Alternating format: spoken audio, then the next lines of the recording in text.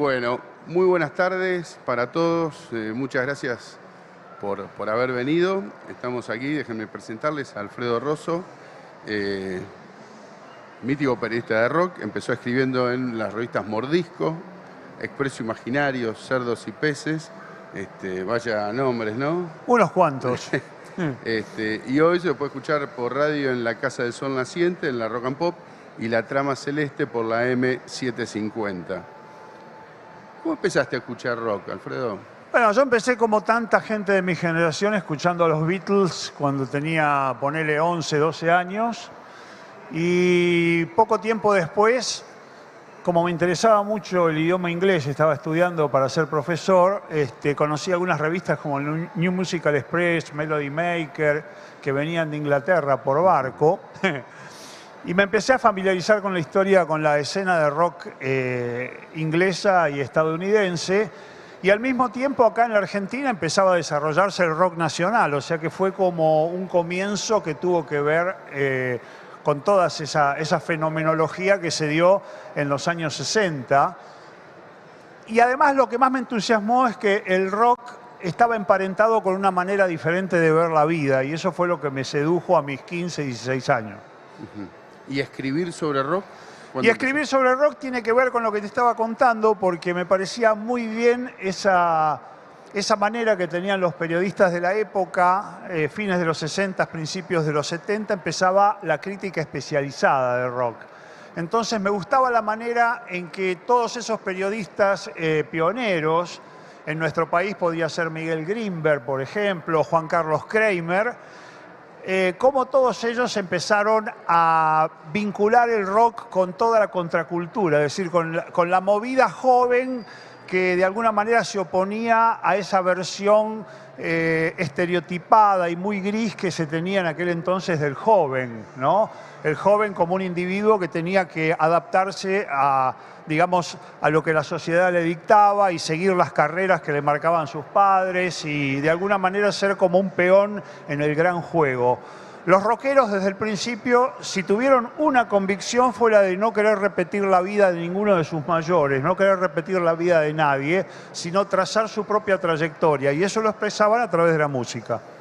O sea, el rock como una arista más de todo lo que significaba la cultura joven. Exacto. En ese momento tan rupturista. Hay que decir que es una generación, la de los 60, que también tiene muchos otros vectores. Podemos hablar del cine independiente, podemos hablar de una nueva literatura, podemos hablar de un nuevo teatro, pero sin duda, con ese elemento tan simbólico que representaron bandas como los Beatles, los Rolling Stones, en nuestro país, Almendra, Manal, Los Gatos, etcétera, etcétera, se iba creando una figura cultural nueva y una figura social nueva. ¿Por qué un libro de rock? Yo creo que un libro de rock justamente, en mi opinión, logra su objetivo cuando puede plasmar exactamente lo que representa generacionalmente el rock. O sea, a mí no me basta una biografía de alguien que es un fan de una banda, eso me parece bien, pero me gustan los libros que de alguna manera hacen una crónica de la época y hacen una crónica de los por qué y los cómo del rock. El rock muchas veces fue considerado por las generaciones que lo precedieron como una cosa superficial o como una cosa pasajera. Y el peso de su música y el peso de sus letras nos hizo ver a lo largo de las décadas de que era una cosa que tenía una raigambre cultural muy fuerte y un poder de inserción social muy fuerte, o de disrupción social, para ser más exactos. Acabas de mencionar al pasar los libros escritos por fans. Sí. De una banda, de un artista.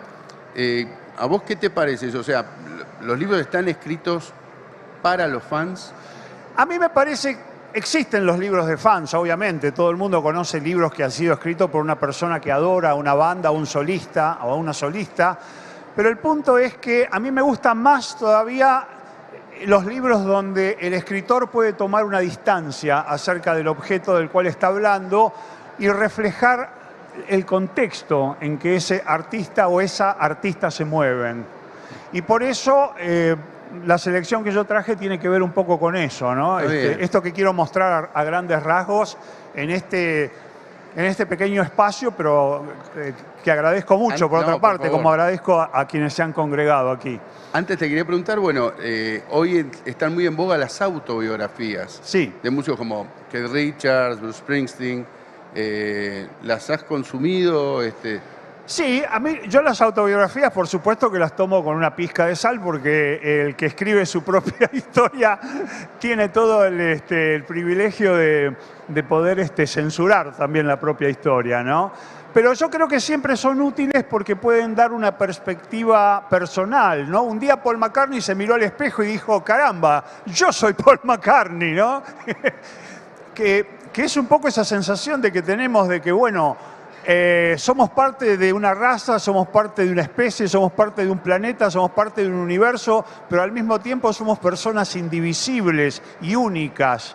Entonces, imagínense que un Beatle se mira al espejo y diga, toda esa gente que habla de un tal Paul McCartney soy yo. Entonces, me parece que la parte autobiográfica es importante también. Perfecto. ¿Cuál fue tu primer libro de rock, el primero que leíste? Mi primer libro de rock no era exactamente... Bueno, mi primer libro de rock lo hizo un autor argentino que fue pionero de todo, Juan Carlos Kramer, que además estamos hablando de Juan Carlos Kramer en el lugar indicado porque Juan Carlos Kramer es editor de libros, es periodista, es novelista y tuvo el tupé, porque hay que decirlo así, tuvo el coraje de escribir el primer libro biográfico del rock argentino. La primera antología del rock argentino en 1971, cuando nuestro rock tenía 3 años o 4 de vida a lo sumo. Y era un libro muy bien escrito, un libro con una profundidad, con un nivel de criterio y a la vez con una distancia memorables. El libro se llama Agarrate y todavía se puede ver en algunas librerías del centro, generalmente en la mesa de ofertas. Es un libro chiquitito, pero que tiene una visión de la cosa genial.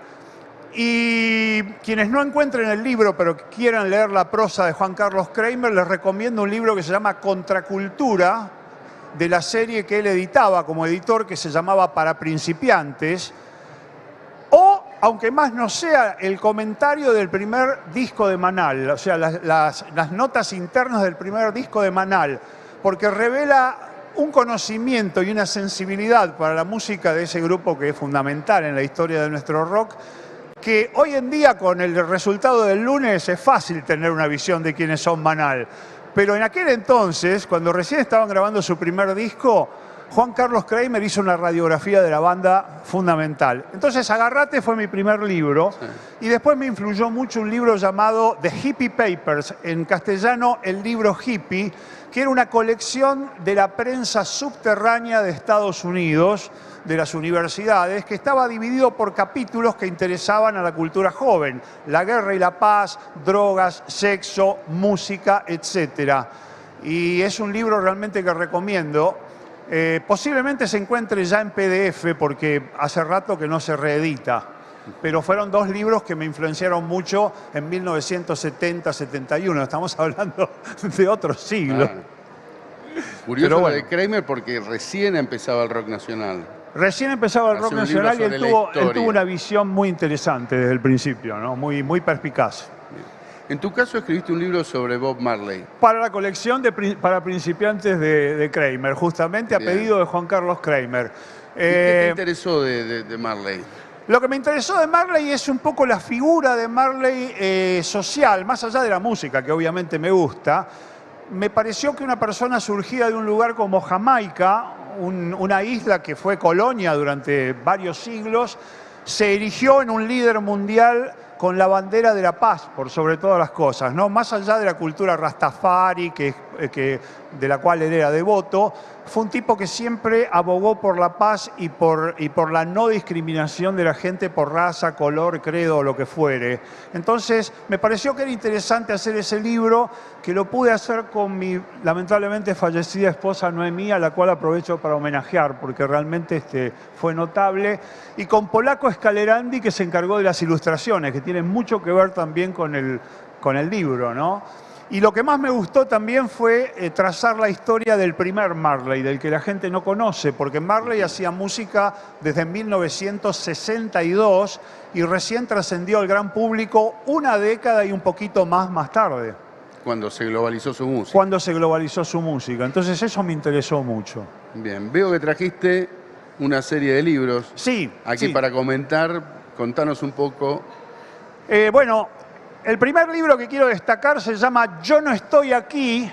Fue escrito por Pipo Lernud. Para quienes no conozcan a Pipo, es uno también de nuestros pioneros, pero no solo como periodista y como escritor y como hombre interesado en la ecología y en la supervivencia de nuestro pobre planeta, sino que también fue uno de nuestros primeros letristas. Claro. Porque hizo la letra de Ayer No Más, hizo la letra de Diana Divaga, de Los Primeros Abuelos de la Nada, hizo la letra de La Princesa Dorada de Tanguito, hizo letras para Miguel Abuelo y, por supuesto, tuvo que ver mucho con mi iniciación en el periodismo, porque él fue codirector de Expreso Imaginario junto con Jorge Pistocchi y con Alberto Janián. Pero en la parte, digamos, editorial de la revista, Pistocchi y Lernud eran los que tenían realmente el peso en las cosas que se editaban. Hacer Expreso en 1976 no fue una tarea fácil, fue una tarea difícil porque estábamos en los comienzos del sangriento proceso militar y la revista prácticamente duró lo que duró el proceso, o sea que era una época donde hablar de cultura alternativa, de música alternativa, de teatro, de cine, de comunidades, de letras urticantes de rock, exigía una capacidad de cintura muy importante porque tenías que tratar de que no te detectasen. Afortunadamente, como dice Billy Bond, para la derecha éramos unos boluditos y para la izquierda también éramos unos boluditos y parece ser que para los militares también. Entonces la mayoría de los mensajes que la revista tiraba y que el público recogía y nos lo hacía saber a través del correo de lectores, les pasaron por suerte por arriba o por abajo, no sé cómo decirlo. Más acá en el tiempo, en Expreso también estuvo Roberto Pettinato, por ejemplo. Sí, en la última etapa estuvo Roberto Pettinato, que él tuvo la idea de rearmar la revista para los años 80 y no estaba tan equivocado porque en los años 80 se integra un nuevo público, se integra una nueva música también al rock argentino y era necesario también un nuevo idioma, como ahora hay un nuevo idioma que tiene que ver con la mecánica de las redes sociales. Y si vos te querés comunicar con la gente no podés utilizar los mismos cánones o las mismas perspectivas de los años 60 o 70. Entonces, me parece que Expreso fue importante en todas sus etapas, pero habiendo sido partícipe desde el número 0, desde el número 1 hasta el número 80 y pico, hasta el final, es obvio que yo coincido con la mayoría de los lectores en que la mejor etapa fue la del 76 al 79, hablando así, claro, grosso modo, ¿no?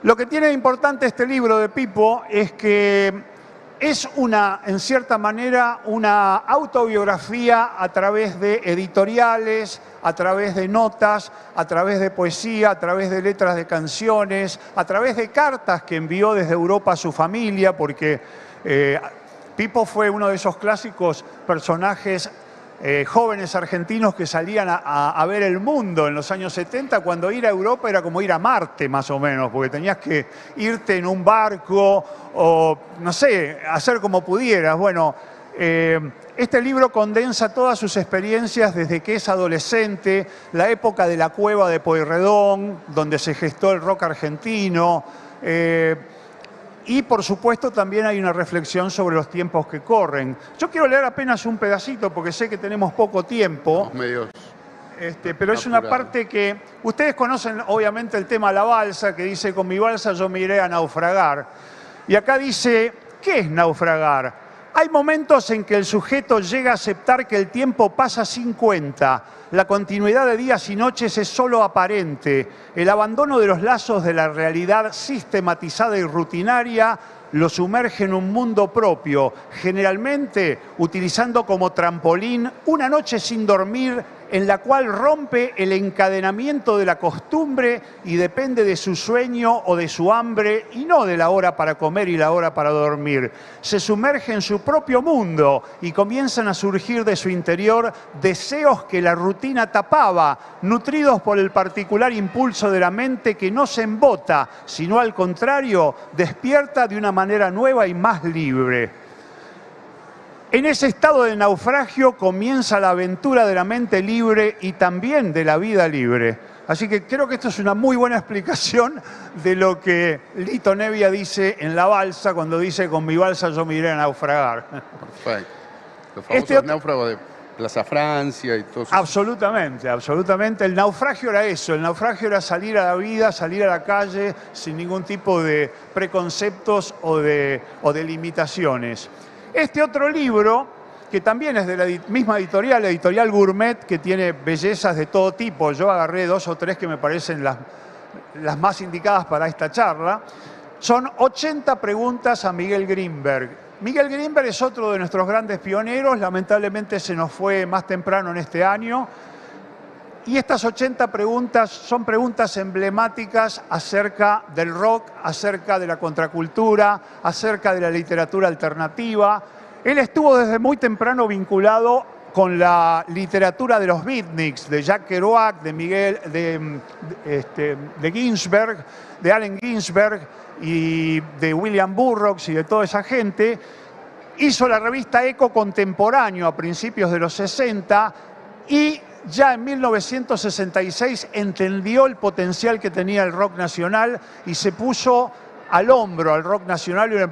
Fue una de las primeras personas que escribió en revistas, semanarios de aquella época y en diarios como La Opinión, por ejemplo, que escribió acerca del fenómeno del rock nacional. E incluso fogoneó las carreras de la Cofradía de la Flor Solar, gran grupo de La Plata, al cual le dio el nombre y le hizo grabar un demo, y también de Luis Alberto Spinetta con Pescado Rabioso y otros proyectos. Uno de los primeros que escribió sobre ecología también. Sí, uno de los primeros defendió la ecología y un mundo más sustentable desde siempre. O sea, una vez más, ahora con el resultado del lunes somos todos ecológicos, ¿no? Y tratamos de que no nos den bolsas de plástico. Pero en aquel entonces era realmente una pileta. 80 preguntas a Miguel Grinberg es también un libro de Gourmet. Curiosamente, después elegí 2 libros que tienen que ver con ese disco tan emblemático de Luis Alberto Spinetta, que es Artaud. Digo Luis Alberto Spinetta porque a todos los efectos prácticos, si bien firma el libro, el disco, mejor dicho, Artaud, está bajo el nombre de Pescado Rabioso, es un disco intimista, es un disco introspectivo y es un disco de una reflexión tan profunda para un músico de 23 años que uno se sorprende hasta el día de hoy. Este libro de Sergio Pujol no es simplemente una referencia al disco de Spinetta, sino una crónica de ese ajetreado año que fue 1973, el año que se volvía a tener elecciones después de otro gobierno militar, en este caso el de Onganía Livingston Lanusse. Se elegía al presidente Héctor J. Cámpora, que después de varios vaivenes políticos derivó en la tercera elección de Juan Domingo Perón, pero fue un año muy convulsionado para América Latina con el golpe militar de Chile que trajo a la terrible junta al poder comandada por Pinochet. Este libro habla de todo eso, habla de un año que fue muy fuerte en lo político, muy fuerte en lo social, muy fuerte en la cultura y que por supuesto tuvo como uno de sus discos fundamentales de ese año y de todo el rock argentino a Artaud de Pescado Rabioso y Luis Alberto Spinetta. También, curiosamente vinculado con el disco Artaud, es este libro del gran escritor Eduardo Berti, escritor y periodista, que hizo un juego maravilloso combinando las diferentes letras del tema Por, que es un tema de Artaud donde Spinetta junta al azar un montón de letras con su esposa Patricia, y este libro es un verdadero juego de palabras maravilloso, que encara esa división de las palabras de diferentes maneras y es absolutamente fascinante. Hasta trae un juego de cartas. Este es otro de los libros fundamentales que yo recomendaría a todo el mundo, porque es bien sabido que el rock ha tenido un contexto bastante machista desde el principio, como tantas otras disciplinas. Y este libro, escrito por Romina Sanelato, que es también periodista, novelista, escritora y feminista, se llama Brilla la luz para ellas, y es una fascinante crónica de todas las mujeres en el rock argentino, desde Gabriela Parodi y desde Carola Fazulo hasta el presente. Y quiero hacer una pausa acá para decir que tenemos en este momento una movida de rock underground, una vez más, como era al principio, donde las mujeres tienen un rol fundamental. Gente como Cam Beskin, como Marina Fajes, como María Pien, en fin, hay una cantidad de nombres fundamentales que tienen mucho que ver y muchas de ellas, o la mayoría de ellas, están reflejadas en este libro, que hace una crónica de las mujeres en el rock nacional desde el principio y hasta el presente. Bueno, y por último, dentro de el único libro en el cual hablo de un artista del rock anglosajón, pero en realidad lo que quiero recomendar no es solo este libro que se llama ¿Por qué escuchamos a David Bowie?, de Juan Rapaccioli, sino toda la colección o la subcolección de la editorial Gourmet que se llama ¿Por qué escuchamos a? Y ahí pueden encontrar por qué escuchamos a Lou Reed, pero también por qué escuchamos a Aníbal Troilo o a Ignacio Corsini. Es decir, hay libros que lo explican. El que escribe evidentemente conoce el tópico del cual habla, pero lo interesante es que lo explica al lego. Si ustedes no saben nada de David Bowie y alguna vez escucharon decir que es el camaleón del rock, este libro les explica las diferentes facetas de Bowie. El Bowie glamoroso, el Bowie que grabó en Berlín detrás de la cortina de hierro, el Bowie dancing, el Bowie reflexivo y existencialista de los años 90. Está todo explicado acá en apenas 100 y pico de páginas, porque esto es muy bueno además para la gente que no tiene mucho tiempo, ¿viste? Que no quiere leer un tratado enciclopédico sobre Bowie o sobre Lou Reed o sobre Pichuco. Quiere saber por qué lo tiene que escuchar, acá lo dice. Yo amo este tipo de colecciones que ayudan a uno a familiarizarse con artistas y después, si uno quiere profundizar, no faltan redes sociales, no faltan enciclopedias, no faltan miles de lugares para meterse más de lleno en el fenómeno. Podría haber traído muchos libros más, pero estos libros que están acá me han fascinado en los últimos tiempos y quería que ustedes al menos los conozcan. Alfredo, te agradezco mucho por la pasión que le pones a explicar tu conocimiento sobre el rock. Que es, digamos, tu forma de vida. Totalmente.